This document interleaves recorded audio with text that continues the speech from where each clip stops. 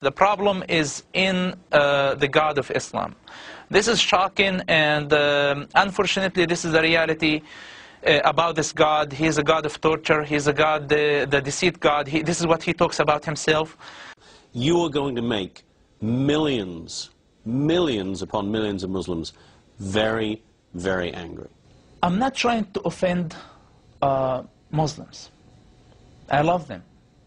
Those Muslims are my family. But you are going to offend people, and you are going to put your life in danger, aren't you, by doing this? Some of them will be offended. Some of them will be offended. But I am sure, I believe that many of them will wake up. Some of them will try to kill you. They will. They will. If they will kill me, they will kill this body. But the question, what about my soul? What about my ideas? What about my beliefs that I shared with everybody? Will they be able to kill this? I don't think so. These comments are coming from a man who is not just any Palestinian, but the son of Sheikh Hassan Youssef, one of the founders of Hamas. Mosab Hasan is also a young man who himself, until just a few years ago, was president of the Islamic Youth Movement. And his denunciations of Islam are harsh and startling. Every Muslim who read the Quran, if they allow themselves to listen to this Quran and believe in the same time that this is from God, I think they are sick and they need help. I believe that Islam is collapsing already. Because it's collapsing? Yeah, it is collapsing. It looks from the outside, it's growing, but from the inside, it's completely collapsing. It's not giving answers to the people. It's not improving their lives. It's not helping them at all. Within 10 years, that's it. Islam is going to be over. Hamas start to get suspicious about everybody, about themselves, about their wives, about their children, about everybody. If they torture, you're not allowed to say anything.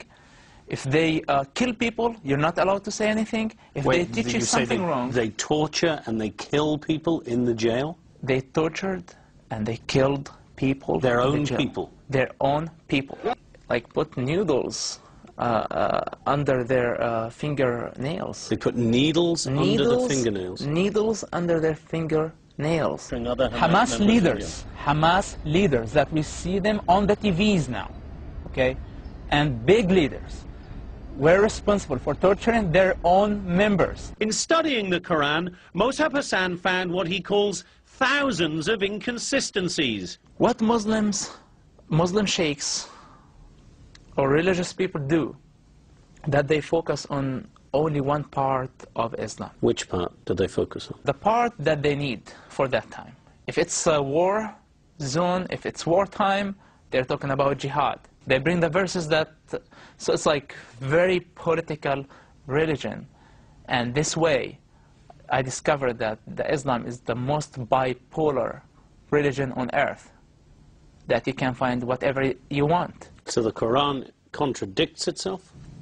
In so many ways. Within days of us broadcasting that interview, it spread across the internet like wildfire. Days after that, Al-Qaeda itself stepped up in the absence of Hamas making any comment, criticized Hamas for allowing him to get away from the organization, and then concluded their internet statement by quoting the words of the Prophet Muhammad, chilling words. They said, "Whoever changes his religion, kill him." That being a reference to the fact that Mosab Hasan not only has left Hamas, but has now turned his back on Islam and converted to Christianity. I love Jesus immediately. Why? Love your enemy. That was the one that moved me from like deep and changed my life forever. I've been suffering for a long time. It's like my medicine became. It's not a drug. It's not it's not like Quran. Quran is a drug. The Quran is a drug, you say? Islam is a drug. To be honest with you, being killed is not the worst thing can happen to me. But if my soul is dead, if I feel the responsibility and I don't say a word of truth, I will die every day. The biggest terrorist is the God of the Quran. I know this is very dangerous. And I know this is this will offend many people, but my goal not to offend them. What I'm saying, that the biggest terrorist is Allah of the Quran, the God of the Quran, the God of Islam. Since Yusuf's book was published, his father, Sheikh Hassan Yusuf, has publicly disowned his son. I want to ask you, of course, to pray for me and pray for my family. They were under lots of pressure.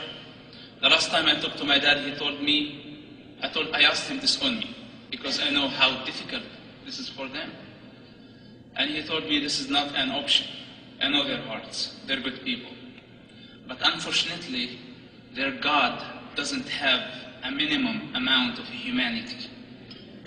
He unskinned their humanity. He wants them to be beasts. Our problem is with their God. Our problem is with their ideology. Please to understand the difference between Islam and Muslims. Please, Muslims are wonderful people. The worst criminal terrorist, Muslim, has moralities, responsibilities, logics than the God of the Quran. And what I see that governments are hunting the street drug dealers when they are trying to catch somebody like Bin Laden. How old Bin Laden is? 50 years, 60 years, and how long he's gonna survive? For the next 15 years, we have a problem with a gangster has been for the last 1400 years, and he will be there for the next 500 years if nobody will stop him. And our war is with him. My war is with him. My God's war is with him. If Jesus Christ was here now, right now, and you ask him a question, what do you think about the God of the Quran and the God of Islam? What his answer will be.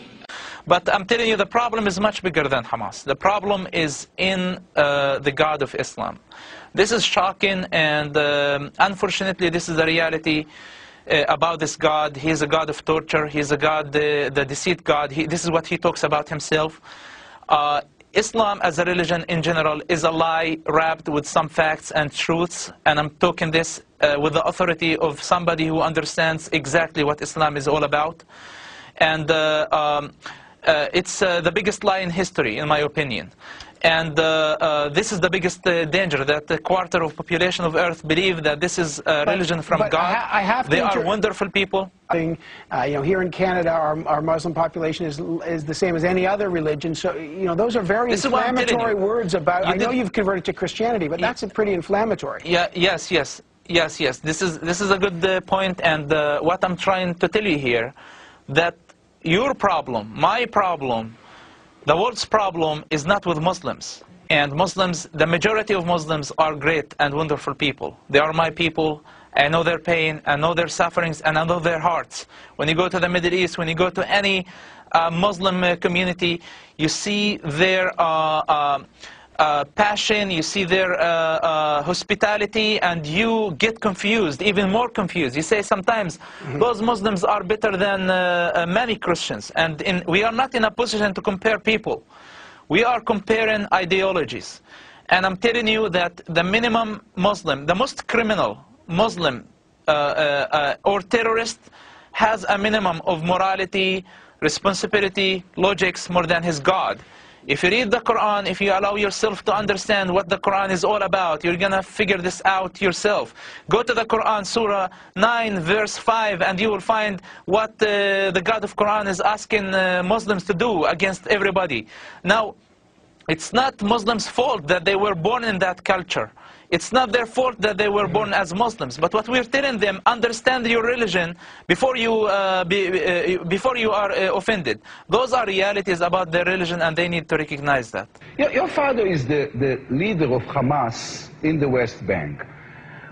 Didn't you feel that you are betraying your family, betraying his confidence, betraying the idea he dedicated his life to?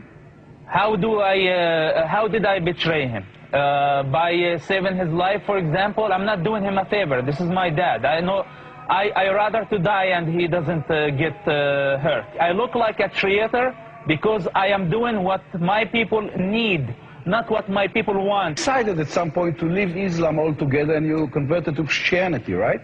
Yes, I converted to Christianity. I am a Jesus Christ follower, and let me tell you something. I am not a pro-Israeli and I'm not very fascinated by the work of the Israeli government of killing Gaza children or assassinating leaders and even terrorist leaders. It's very obvious that they're going to try and kill you till the rest of your days, and still here you are in Israeli television without disguise, without fear, and I ask myself whether this is courage or total craziness. Look, you are afraid when you do something wrong. When you don't do something wrong, when you believe in what you're doing, you're not afraid. Masoub Youssef, in behalf of myself and many, many Israelis, thank you very much, and thank you for this interview. Thank you. Mosab is well aware that by speaking out, he could effectively be signing his own death warrant. But he shows no fear. They gotta kill my ideas first, which is like, that's it. They're already out. So how are they gonna kill my idea? How are they gonna kill my opinions that I have? This thing that they can do, they can't kill my body, but they can't kill my soul.